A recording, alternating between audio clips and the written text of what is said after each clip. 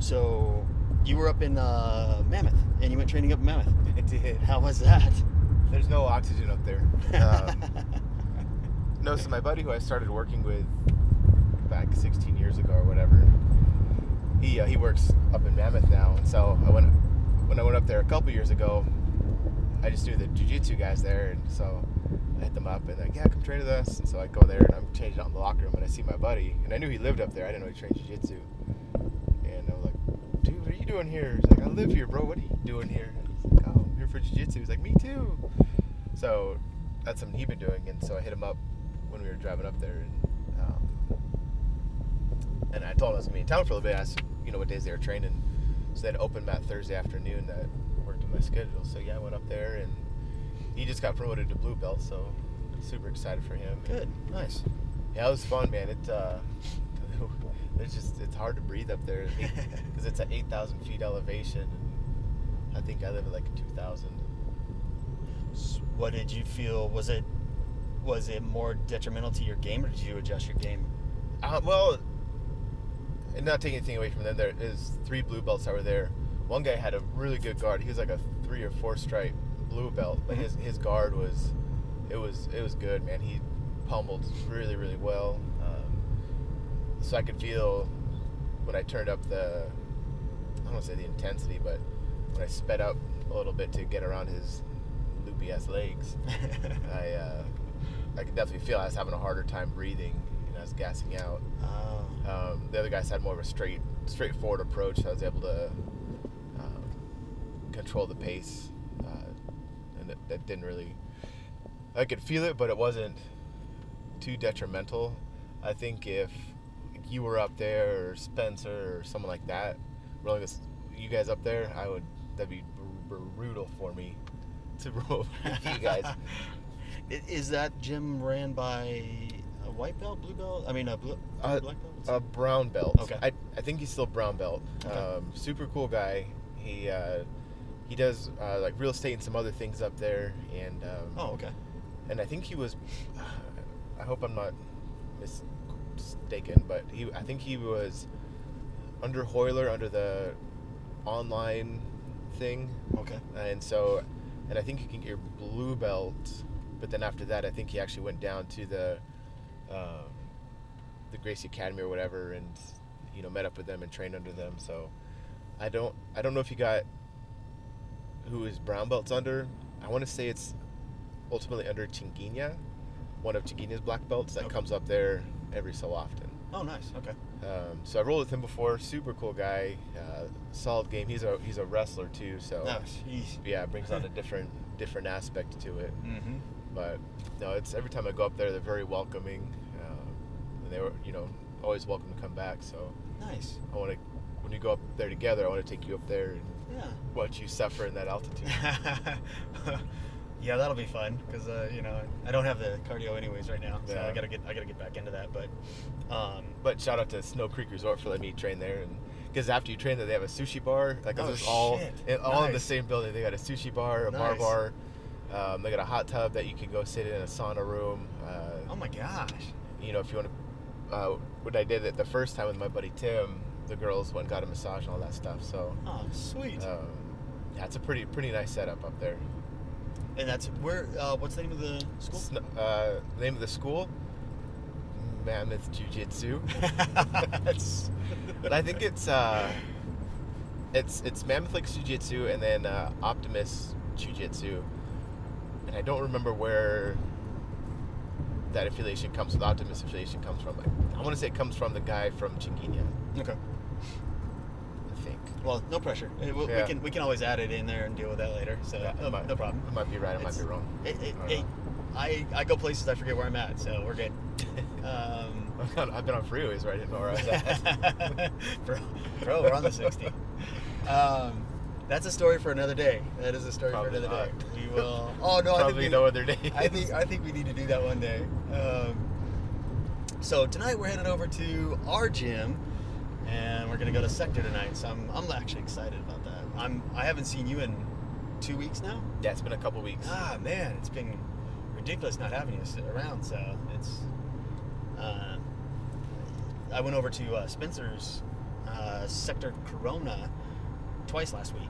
Oh, nice. Okay. Because, he got his black belt, so I want to go over there and Yeah. roll with him and stuff, get him on the mat. And it was good. It was fun. I enjoy it. The guys are tough there, eager to learn. It's a lot of fun. So last Tuesday, though, I know you saw the picture of Sector HQ where they had 40 people on the damn mat. Yeah. That's so many people. insane.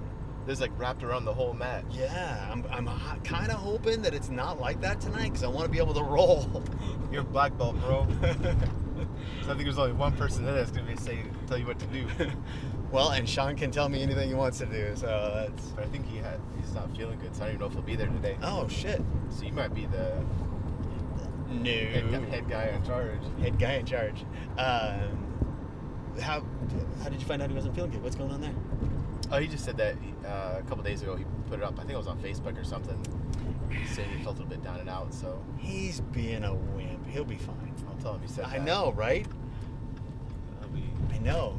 Sorry if I sound distracted. I'm driving on the 60 freeway right now. Yeah, we are on our way. A lot of people not driving on the 60 This freeway, is so. this is pretty heavy traffic. It took me a minute to get from work to you. It was ridiculous. Yeah, when I was driving out, I got out a little bit early. I think I got the ride at 5:30, but I could tell the traffic was building up. So Yeah. Got a little ridiculous. But no, man, I've been excited for today. I always love Yeah. going to HQ, and super proud of Spencer for getting his black belt. Yeah. We were just talking, and Benny as well. Yeah. We were just talking about both those guys, Spencer specifically, how we both thought he was at that level, but then like a week and a half later he gets his black belt. Right. And, right. He definitely earned that. He's doing great things over at his place in Corona. He's building that place up. Woo. Yeah, he's definitely working pretty hard on it. I'm excited to see what he can do with it. So I think it'll be fun. But Same here, man. And, each time we go over there, everyone there is super nice, and like you said, wanting to learn and just absorbing all the information. So yeah, he's got a good group over there. he does. Absolutely, I agree. Like you said, they like to absorb. Going back to that, were there only blue belts when you're up in Mammoth when you're training? So did you teach class, or did they, or what was the? It was more of an open mat style. Okay. There are a couple things that I did that they had questions on, so I There's shit that you do that I have questions on all the time. So. half the time I don't know what I'm doing. It is what it is. No, it was actually something that Spencer taught. And so little guy jiu-jitsu. Yeah, it works good when you're big, especially this one. So, there's sometimes where you're in the mountain, you go for like a mounted triangle, or for me, I prefer side control. So I'll swing my leg up over the top of their head, and then slide down into side control. Yeah. And the reason I do that is it keeps my legs from getting near their legs, so it makes it a lot harder for them to re-guard or to pull me into half guard or butterfly or whatever. So if I go over the top of their head, they can just use their arms, and that brings up arm locks, whether arm bar, key lock, or whatever. And so in doing that, sometimes they defend it in a funky way, or I'm able to grab one of their arms, and then I'll have control of one of their arms. It's kind of like the mermaid mount, where you're sitting side saddle on top of the person, except you have their arm coming up in between your legs, so your butt's resting on their chest and their shoulder, and you have one leg, the leg that's closest to their hip is your knees by their hip. So let's say I have their left arm controlled. My right knee is going to be by their hip, and my left leg is going to be under their shoulder blade. So it's pinching their shoulder between my butt cheeks and my leg, and it's smashing it down on the mat. And the other foot can go under their head, under their neck if I'm trying to get more control, or it can kind of be posted out so I don't get tipped over. But then from right there, I control the arm, and you can do the arm locks, whether it be straight arm lock, more a key lock, or you can roll to an omoplata. And I'm not a huge fan of omoplata from my back, just because I feel like I'm going to kick my friends in the face because I don't practice it that much. But from there, you roll over right into the omoplata, and it sets you up in a good position. And so I like that. I've been playing around with it for a little bit, and when they saw that, they're pretty interested in seeing how it was done and the different dynamics behind it. So Yeah, for anybody that listens to this, if you've never experienced this guy's mermaid mount, you're lucky. I think I've had my ribs popped at least. I don't know. No, I'm just kidding. But it's definitely, and yeah, we don't know the real name of it. It's just a weird way that he sits on your whole chest and caves it in. So takes your breath away. It's terrible. So we just nicknamed it the mermaid mount because like mermaids sit kind of side saddle on a rock. That's kind of what he does on your chest. And it's terrible. So especially when, so I'm about 155 pounds and Paul is running around about 205. I'm like at 220. I'm fat right now. Holy shit, he's up Yeah. at 220. Okay, so my bad. Hence the diet that I'm on. Yes, hence the diet. Jiu-jitsu people don't diet; they just train more. Yeah, I'm dieting. I'm dieting. I'd like to train more, but it is what it is. Yeah, I would too, man. That's the one thing I did discuss with the wife this weekend about training more. So you know that actually kind of brings up. That was one of the topics I wanted to kind of talk about. I don't know about you, but when I first got into jiu-jitsu, it was very, I pretty much had to fight tooth and nail to go train. It was tough, you know, being married, 2 kids, it was tough to go train. And I always felt like, man, it was like the dirty little secret, you know, and I'm going to go train. What? So it was always kind of a fight. And now, luckily, my wife has evolved with me, and she's very supportive of my addiction to the mat. So, so when you first started training, I was single when I first started training. so you didn't have those issues. No, You could train whenever you want. Yeah, my issue was that there weren't enough jiu-jitsu classes during the week. That was it. So my week. Try to think.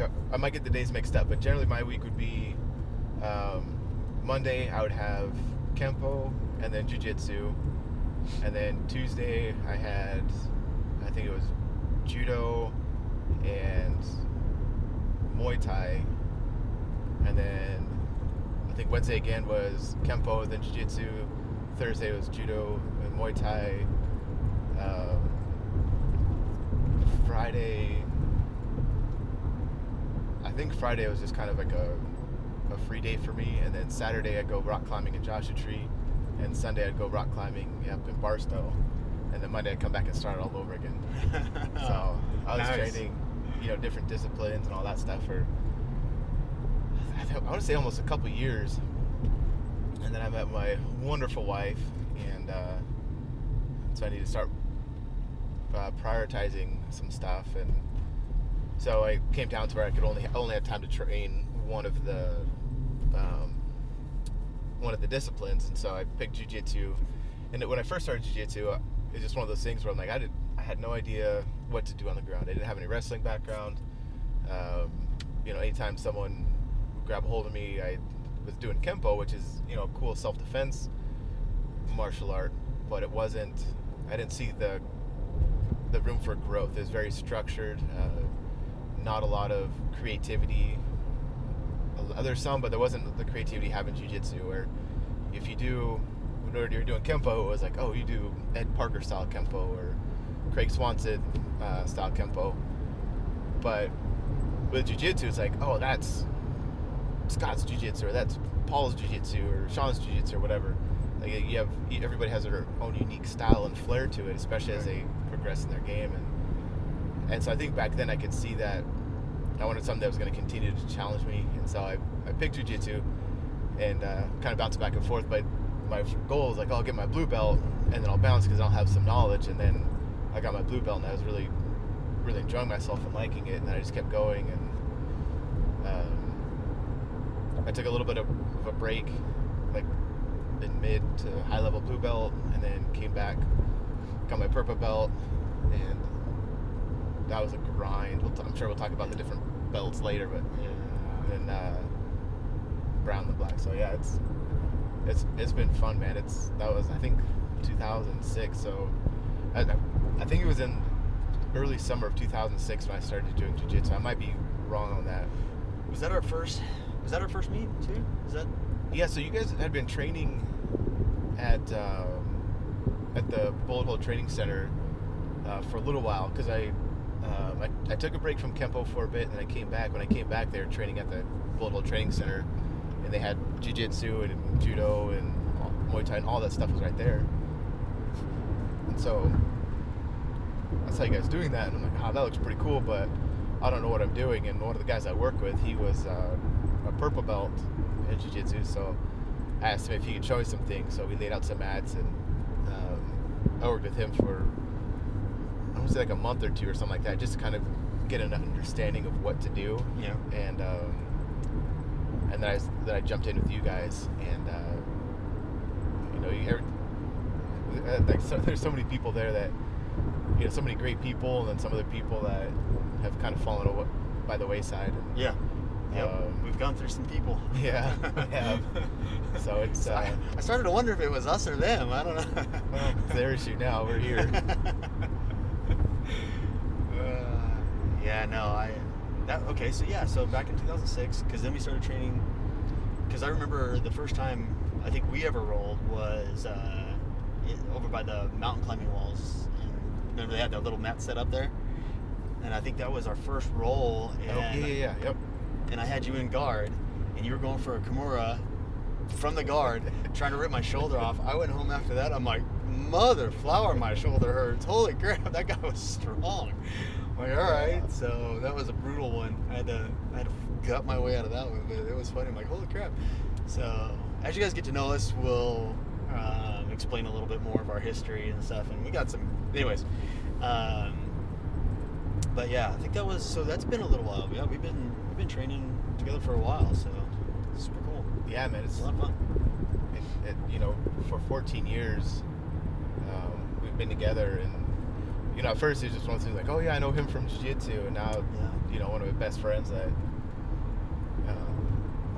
don't tell my wife, but I talk to you about everything. If I need something, I'm gonna call you, and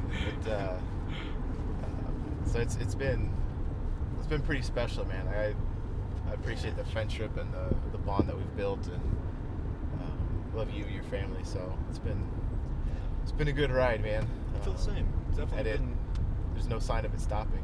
No, not at all. This is it's funny. Ever since we switched over to where we're at now with Sector, it's definitely it's just evolved, and it's just taken a different turn. So it's been it's just a lot of fun, and I enjoy it. Talking to Sean the other day, he was like, do you feel like your game has changed? I'm like, yeah. It's dramatically. I feel like more of a black belt now than I ever have, and it's.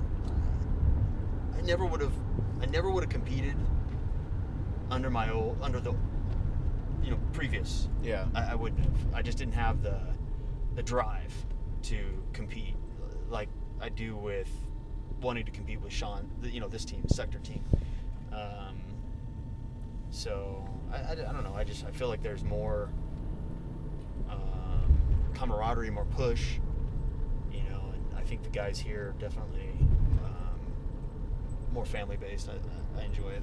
I agree, and I think when we made the switch over here, it was like almost a couple years ago, I think now. Yeah. Just kind of renewed the passion I Yeah. had for not just jiu-jitsu, but for learning it, and for learning it, and just being a student all over again, and learning these different nuances of a technique I've done hundreds or thousands of times, and then they show just one little, switching the wrist a different way, Yeah. and it just made such a profound change in my game of not only how I pass, but how I'll allow other people to pass when I see that their hands point the wrong way, because I know that I'm just gonna be able to push the elbow and hip escape out. So just learning so much, and it shows that there's so much left to learn that I don't even know about. Definitely. Sean is we're talking about Sean Roberts too, by the way, and I'll put that in the intro and stuff. So but yeah, he's definitely like changed everything that I do too. He definitely picks you apart and puts you back together. I like that. I think it's super cool. I just enjoy it.